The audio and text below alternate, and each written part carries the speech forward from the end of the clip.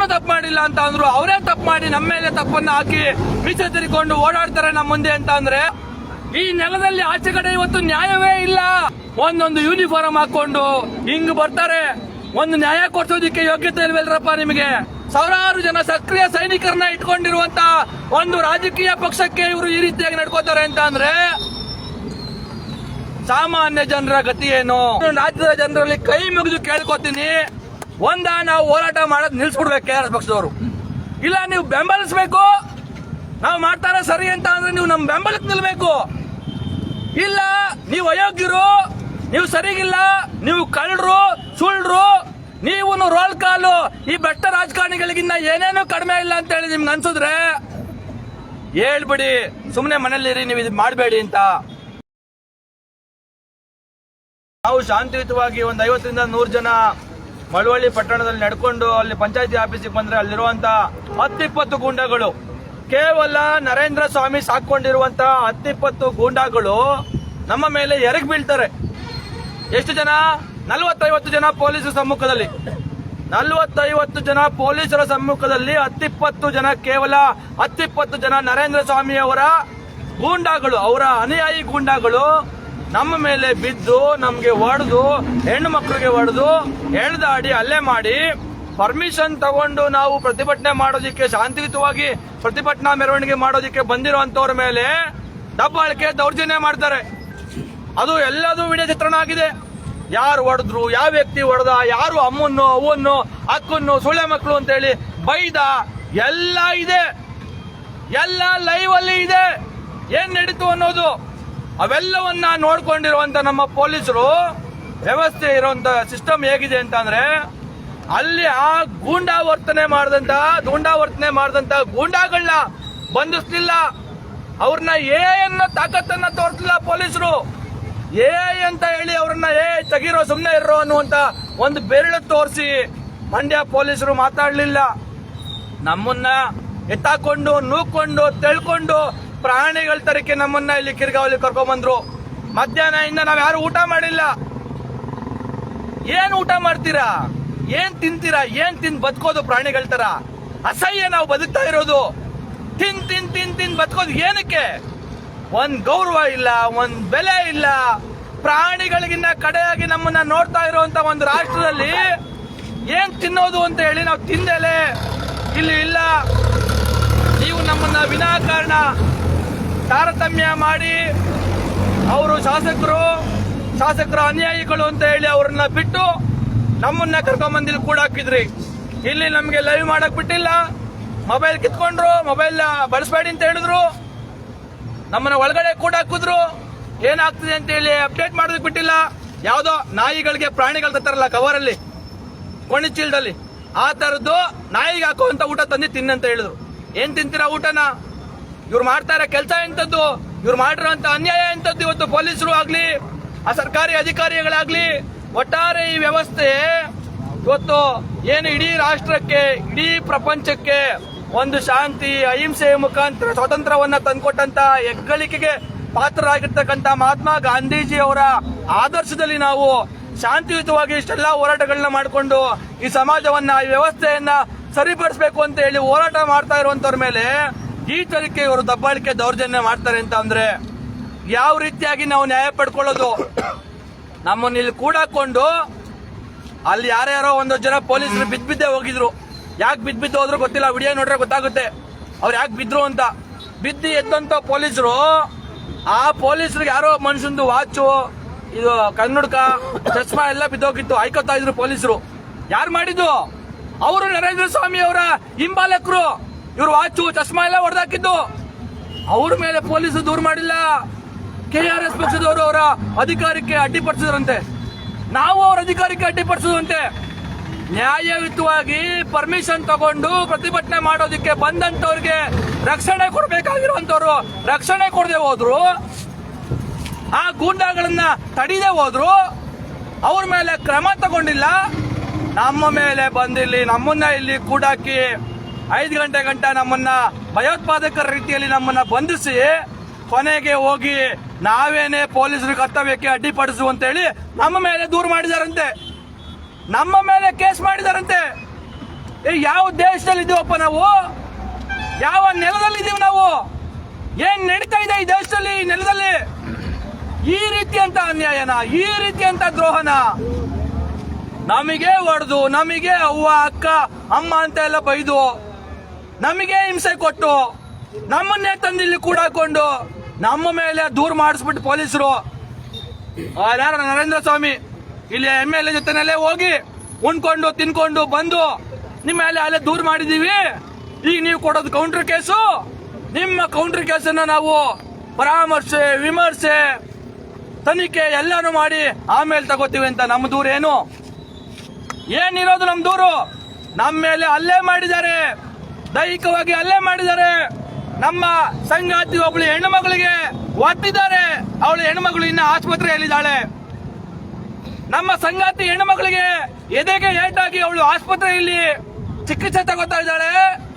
ಅಮ್ಮ ಅವ್ವ ಅಕ್ಕ ಸೂಳೆ ಮಕ್ಕಳಂತ ಬೈದಿದ್ದಾರೆ. ಅದಕ್ಕೆಲ್ಲ ವಿಡಿಯೋ ಸಾಕ್ಷಿ ಇದೆ, ವಿಡಿಯೋ ಇದೆ. ಅಂತ ವಿಡಿಯೋಗಳನ್ನ ನೋಡಿ ನೀವು ಇಷ್ಟೆಲ್ಲ ನಮಗೆ ಅನ್ಯಾಯ ಆಗಿದೆ FIR ಮಾಡಿ ಅಂದ್ರೆ ಕಾಗಕ್ಕ ಗೂಬಕ್ಕನ್ ಕತೆ ಹೇಳ್ತಾರೆ. ನಮಗೆ ಗಂಟೆ ಗಂಟೆ ಪುರಾಣ ಹೇಳ್ತವ್ರೆ.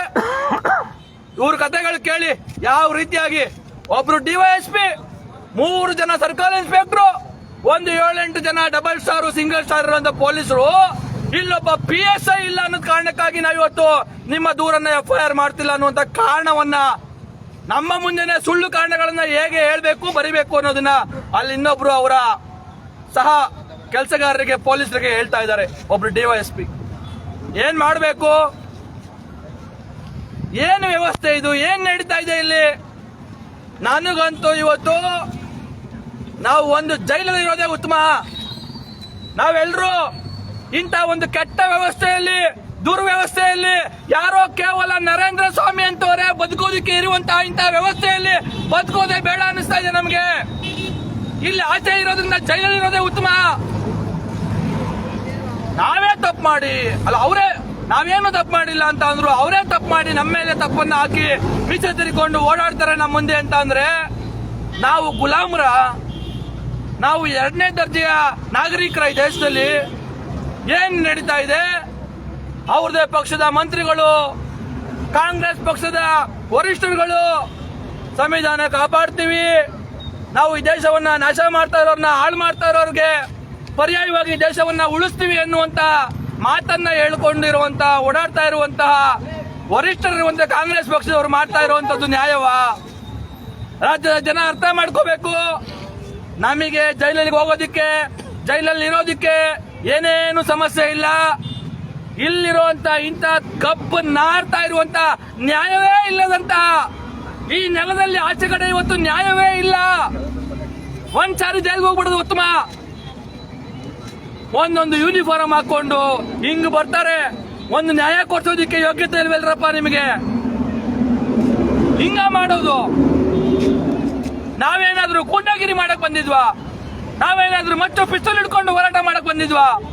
ಶಾಂತಿಯುತವಾಗಿ ಹೋರಾಟ ಮಾಡಕ್ ಬಂದವ್ರನ್ನ ಗೌರವದಿಂದ ನಡೆಸ್ಕೊಳ್ಳುವಂತ ಯೋಗ್ಯತೆ ಇಲ್ವಾ ನಿಮಗೆ? ಇವತ್ತು ಈ ತರದ ಒಂದು ಘನಘೋರ ಅನ್ಯಾಯ, ಇಡೀ ಸಂವಿಧಾನ ಪ್ರಜಾಪ್ರಭುತ್ವಕ್ಕೆ ಅಪಮಾನವಾಗುವಂತಹ ಒಂದು ನ್ಯಾಯವನ್ನ ಇವತ್ತು ನಮಗೆ ಮಳವಳ್ಳಿ ನೆಲದಲ್ಲಿ ಪೊಲೀಸರು ಕೊಟ್ಟಿದ್ದಾರೆ. ಇಲ್ಲಿಯ ಗೂಂಡಾಗಳು ಆ ರೀತಿಯಾಗಿ ನಡ್ಕೊಂಡಿದ್ದಾರೆ. ಯಾರ ಹತ್ರ ನ್ಯಾಯ ಕೇಳೋದು? ಎಲ್ಲಿಂದ ನ್ಯಾಯ ಪಡ್ಕೊಳ್ಳೋದು? ಇಡೀ ವ್ಯವಸ್ಥೆ ಈ ತರ ಗಬ್ಬು ನಾರ್ತಾ ಇದೆ. ಹಾಗಾಗಿ ನಾನು ರಾಜ್ಯದ ಜನರಲ್ಲಿ ಕೈ ಮುಗಿದು ಕೇಳ್ಕೊತೀನಿ, ಇಷ್ಟೆಲ್ಲ ಸಂಘಟನೆ ಇಟ್ಕೊಂಡು ರಾಜ್ಯಾದ್ಯಂತ ಲಕ್ಷಾಂತರ ಜನ ಕಾರ್ಯಕರ್ತರನ್ನ ಇಟ್ಕೊಂಡು, ಸಾವಿರಾರು ಜನ ಸಕ್ರಿಯ ಸೈನಿಕರನ್ನ ಇಟ್ಕೊಂಡಿರುವಂತ ಒಂದು ರಾಜಕೀಯ ಪಕ್ಷಕ್ಕೆ ಇವರು ಈ ರೀತಿಯಾಗಿ ನಡ್ಕೋತಾರೆ ಅಂತ ಅಂದ್ರೆ ಸಾಮಾನ್ಯ ಜನರ ಗತಿ ಏನು? ಇವತ್ತು ನಾನಾ ತರದ ಹೋರಾಟಗಾರರಿದ್ದಾರೆ, ಬೇರೆ ಬೇರೆ ಪಕ್ಷಗಳಿದ್ದಾವೆ. ಆ ಪಕ್ಷಗಳು ಯಾರಿಗೂ ಹಿಂಗಾಗ್ತಾ ಇಲ್ಲ. ಆ ಪಕ್ಷಗಳಿಗೆ, ಆ ಹೋರಾಟಗಾರರಿಗೆ, ಆ ಸಂಘಟನೆಯವರಿಗೆ ಯಾರಿಗೂ ನಮಗಾದಷ್ಟು ಅನ್ಯಾಯ ಆಗ್ತಾ ಇಲ್ಲ. ಯಾಕೆ? ಅವ್ರು ನ್ಯಾಯ ಕೇಳ್ತಾನೆ ಇಲ್ಲ. ಯಾರು ನ್ಯಾಯ ಕೇಳೋದಕ್ಕೆ ಮುಂದೆ ಆಗ್ತಾನೆ ಇಲ್ಲ. ನಾವು ಇವತ್ತು ರಾಜಿ ಇಲ್ಲದಂತ ಹೋರಾಟವನ್ನ ಮಾಡ್ತಾ ಇದ್ದೀವಿ. ನಾವು ನಿಜವಾದ ನ್ಯಾಯವನ್ನ ಕೇಳ್ತಾ ಇದ್ದೀವಿ. ಅದಕ್ಕೆ ನಮಗೆ ಈ ಶಿಕ್ಷೆ. ನಾವು ಈ ವ್ಯವಸ್ಥೆಯಲ್ಲಿ ಹೊಂದಾಣಿಕೆ ಮಾಡಿಕೊಂಡು, ಯಾವುದೋ ಒಂದು ಪಕ್ಷದ ಪರವಾಗಿ ಕೆಲಸ ಮಾಡಿಕೊಂಡು ಹಂಗು ನಿಂಗು ಆಡ್ಕೊಂಡು ಓಡಾಡ್ಕೊಂಡಿದ್ರೆ ನಾವು ಆರಾಮಾಗಿರ್ಬೋದು. ಆದ್ರೆ ಇವತ್ತು ನಾವು ನ್ಯಾಯ ಕೇಳ್ತಾ ಇದೀವಿ, ರಾಜಿ ಇಲ್ಲದೆ ಹೋರಾಟ ಮಾಡ್ತಾ ಇದೀವಿ, ಮುಲಾಜಿಲ್ಲದೆ ಅನ್ಯಾಯವನ್ನ ಪ್ರಶ್ನೆ ಮಾಡ್ತಾ ಇದೀವಿ, ಮುಲಾಜಿಲ್ಲದೆ ನಮ್ಮ ಹಕ್ಕುಗಳನ್ನ ಪ್ರದರ್ಶನ ಮಾಡ್ತಾ ಇದೀವಿ. ಅದಕ್ಕೆ ಇವ್ರಿಗೆ ತಡ್ಕೊಳಕ್ ಆಗ್ತಾ ಇಲ್ಲ ವ್ಯವಸ್ಥೆಗೆ. ನಮ್ಮ ಮೇಲೆ ಈ ತರದ ಗದಾಪ್ರಹಾರವನ್ನ ಮಾಡ್ತಾ ಇದಾರೆ ಅಂತಂದ್ರೆ ನಾನು ರಾಜ್ಯದ ಜನರಲ್ಲಿ ಕೈ ಮುಗಿದು ಕೇಳ್ಕೊತೀನಿ, ನಾವು ಹೋರಾಟ ಮಾಡೋದು ನಿಲ್ಸ್ಬಿಡ್ಬೇಕು KRS ಪಕ್ಷದವರು, ಇಲ್ಲ ನೀವು ಬೆಂಬಲಿಸಬೇಕು. ನಾವು ಮಾಡ್ತಾರ ಸರಿ ಅಂತ ಅಂದ್ರೆ ನೀವು ನಮ್ಮ ಬೆಂಬಲಕ್ಕೆ ನಿಲ್ಬೇಕು.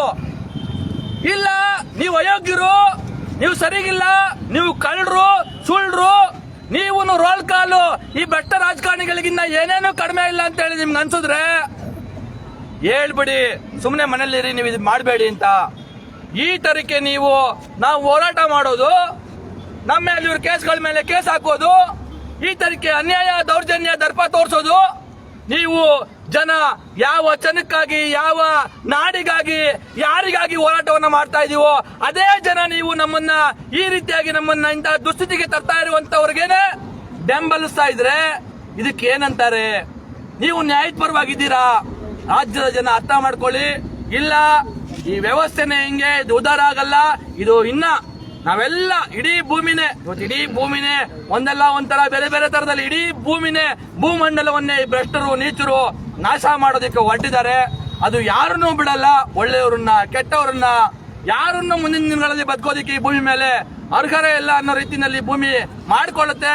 ಹಾಗಾಗಿ ಜನ ನೀವು ತೀರ್ಮಾನ ಮಾಡಿ, ಇವತ್ತೇನ್ ಆಗಿದೆಯಲ್ಲ ಮಳವಳ್ಳಿಯಲ್ಲಿ, ಇದು ಯಾವುದೇ ಪಾಕಿಸ್ತಾನ, ಬಾಂಗ್ಲಾದೇಶ ಅಥವಾ ಇನ್ನೊಂದು ಅರಾಜಕತೆಯ ತುಂಬಿರುವಂತ ಪ್ರಜಾಪ್ರಭುತ್ವ ಇಲ್ಲದಂತ ರಾಷ್ಟ್ರದಲ್ಲಿ ನಡೆಯುವಂತದ್ದೇ ಇವತ್ತು ಮಳವಳ್ಳಿಯಲ್ಲಿ ನಡೆದಿರೋದು.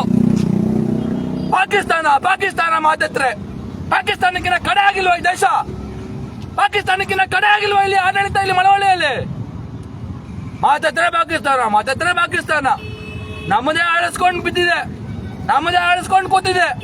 ನಾವು ಇನ್ಯಾವುದೋ ದೇಶದ ಬಗ್ಗೆ ಮಾತಾಡ್ಕೊಂಡು ಇಲ್ಲಿ ಕಾಮೆಂಟ್ ಮಾಡ್ಕೊಂಡು ಇದೀವಿ. ನಾವು ಮಾತಾಡ್ಬೋದು, ಇನ್ನ ಬಡ್ಕೋಬಹುದು. ಆದ್ರೆ ಇವತ್ತು ನಾವು ಇಷ್ಟು ದಿವಸ ಮಾತಾಡಿದ್ದು, ಹೋರಾಟ ಮಾಡಿದ್ದು, ಜನರನ್ನ ಎಂಪವರ್ ಮಾಡಿದ್ದು, ಇದ್ಯಾವುದು ಇವತ್ತು ಲೆಕ್ಕಕ್ಕಿಲ್ಲದ ರೀತಿಯಲ್ಲಿ ಈ ವ್ಯವಸ್ಥೆ ವರ್ತಿಸ್ತಾ ಇದೆ ಅಂತ ಅಂದ್ರೆ ನಮ್ಮ ಹೋರಾಟ, ನಮ್ಮ ಕೆಲಸ, ಜನರ ಸಹಭಾಗಿತ್ವ ಇನ್ನ ಎಷ್ಟು ಪ್ರಮಾಣದಲ್ಲಿ ಆಗಬೇಕು ಅನ್ನೋದನ್ನ ನೀವೇ ಡಿಸೈಡ್ ಮಾಡಿ ಒಟ್ಟಾರೆಯಾಗಿ ಈ ವ್ಯವಸ್ಥೆಯನ್ನ ಬದಲಾಯಿಸೋದ ಅಥವಾ ಹೀಗೇನೆ ಮುಂದುವರಿಸೋದ ಜನರು ನಿಮ್ ಕೈಯಲ್ಲಿದೆ. ನಾವೇನು ನಾನಾಗ್ಲೇ ಹೇಳ್ದಂಗೆ ಇಲ್ಲಿ ಆಚೆ ಕಡೆ ಇರೋದಕ್ಕಿಂತ ನಮಗೆ ಜೈಲಲ್ಲಿ ಇದ್ಬಿಡೋದೆ ಬೆಟರ್ ಅಂತ ಹೇಳಿ ಅನ್ನಿಸ್ತಾ ಇದೆ. ಇವೆಲ್ಲವನ್ನ ನೋಡಿದಂತವ್ರು ನೀವು ರಾಜ್ಯದ ಜನ ಡಿಸೈಡ್ ಮಾಡಿ ಅಂತ ಹೇಳಿ ನಾನು ನಿಮ್ಮೆಲ್ಲರಲ್ಲೂ ಕೈ ಮುಗಿದು ಕೇಳ್ಕೊತ ನನ್ನ ಮಾತನ್ನ